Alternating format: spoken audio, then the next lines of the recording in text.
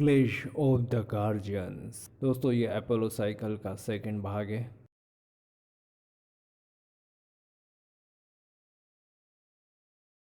और तभी राजनगर में यहाँ ध्रुव और ब्लैक पैंथर लड़ते लड़ते एक बिल्डिंग में जा पहुंचे। अब समय आ गया अपने असली काम का, ब्लैक पैंथर सोचता है। और तभी ध्रुव के दिमाग में ख्याल आता है, बहुत ही फुर्तीला है ये, उन आतंकवादियों का साथी। बहुत ही फुर्तीला है ये, उन आतंकवादियों का साथी भी नहीं लग रहा। आखिर कौन हो सकता है ये?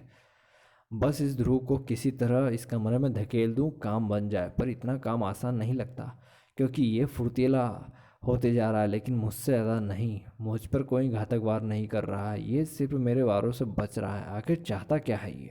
दोनों सोचते हैं कि आखिर हो क्या रहा है। बन गया काम, और ध्रुव को उन्होंने एक कमरे में ढकेल दिया।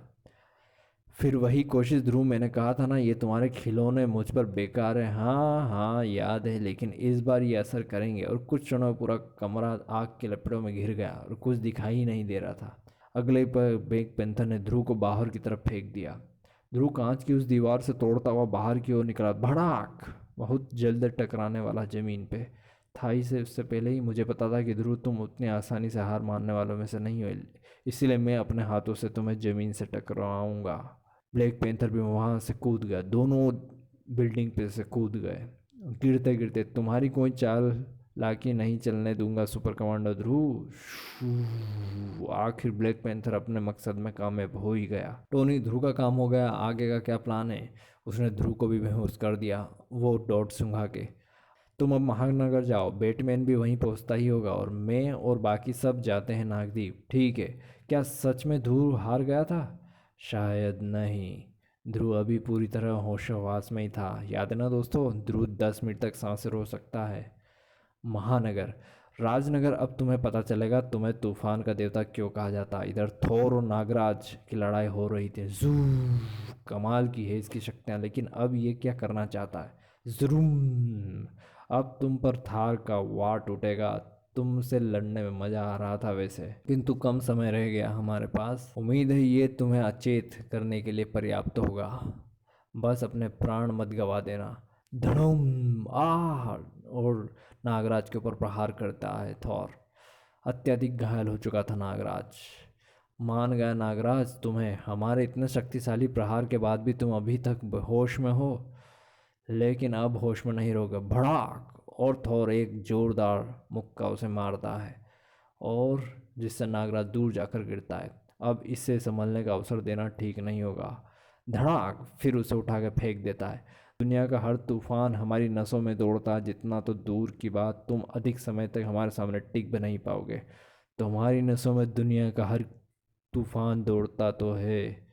मेरे शरीर में विश्व के सभी सर्पों की प्रजाति का वास करती है, और उन सबकी शक्तियाँ मेरी नस नस में दौड़ती है। तुम्हारे देवता और अमरता के इस घमंड को नागराज चूर चूर कर देगा।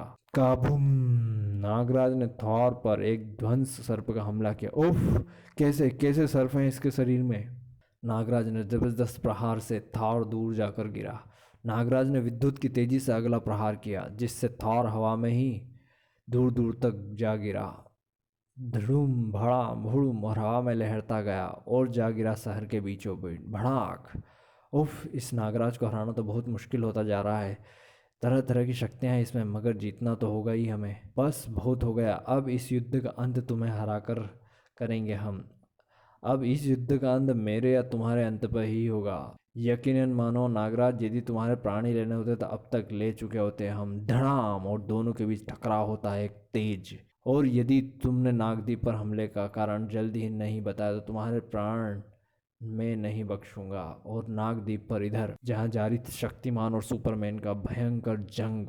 पता नहीं टोनी तुम्हें क्यों इतना ताकतवर समझता है, मुझे तो तुम कहीं से भी इतने ताकतवर नहीं दिखते। बोल रहा था तुम में 5 तत्वों का असाधारण शक्तियां हैं, तो वो कहाँ है वो शक्तियां?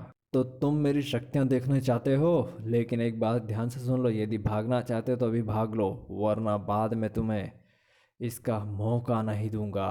काबूम! अचानक आसमान से बड़ी बड़ी बिजलियां चमकने लगती हैं। काबूम गुरुम! और बिजलियां शक्तिमान के हाथों से इशारे से सुपरमैन पे जा गिरी। धड़ाक!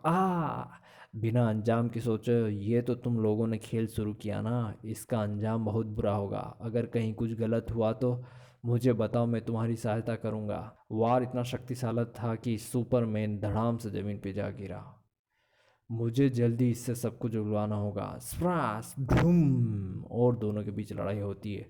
शक्तिमान इस बार सुपरमैन को खूब मारता है। उसकी आंखों से उसके ऊपर लेज़र लाइट का उपयोग करता है। उसके बाद लेकिन सुपरमैन भी कम नहीं था। बहुत घमंड है तुझे अपनी शक्तियों पर। अपने आप को सबसे ज़्यादा शक्तिशाली समझते हो, तोड़ दूंगा इस घमंड को। भड़ाक। घमंड तो होता ही है टूटने के लिए। इन नागों पर बेवजह अत्याचार करके तुम जो अपनी शक्ति का प्रदर्शन कर रहे हो उसे घमंड कहते हैं, नहीं तो। और इसे मैं तोड़ूंगा। धड़ाम। शक्तिमान का हर प्रहार सुपरमैन पर कहर ढा रहा था। इधर तुम्हारी शक्तियों का स्रोत इस ग्रह का सूर्य है ना। बस कुछ ही क्षणों में लगेंगे अपनी कुंडलिनी शक्तियों के जरिए तुम्हारा सूर्य से संपर्क तोड़ने में। इसीलिए जल्दी बताओ, कौन है ये जो ये सब करवा रहा है, वरना जिंदा तो छोड़ूंगा पर जीने की ख्वाहिश ही नहीं छोड़ रहेगी तुम में। तभी अचानक आयरन मैन वहाँ पहुँच जाता उन दोनों के बीच। सारी शक्तिमान उसका अभी कुछ भी बताने का मूड नहीं है और आते आते शक्तिमान के ऊपर प्रहार कर देता है एकदम से। धड़ाक। हम सबकी सम्मिलित शक्तियों से तुम्हारा जीत पाना नामुमकिन है शक्तिमान। ये सब यहाँ एक साथ है भगवान। तो क्या मेरा वो स्वप्न सच होगा? बहुत बड़ी दुआ में पड़ गया हूँ मैं, किंतु नागराज को दिए वचन के लिए इससे लड़ना ही होगा। आगे की कथा जारी क्लैश ऑफ द गार्जियंस में दोस्तों। तो दोस्तों, कैसा लगा आपको अपोलो साइकिल का पहला भाग? हमें कमेंट के द्वारा जरूर बताइएगा। प्लीज़ सब्सक्राइब कीजिएगा और सपोर्ट कीजिएगा ताकि अच्छी अच्छी कॉमिक्स हम आपके लिए लाते रहें। तब तक के लिए धन्यवाद।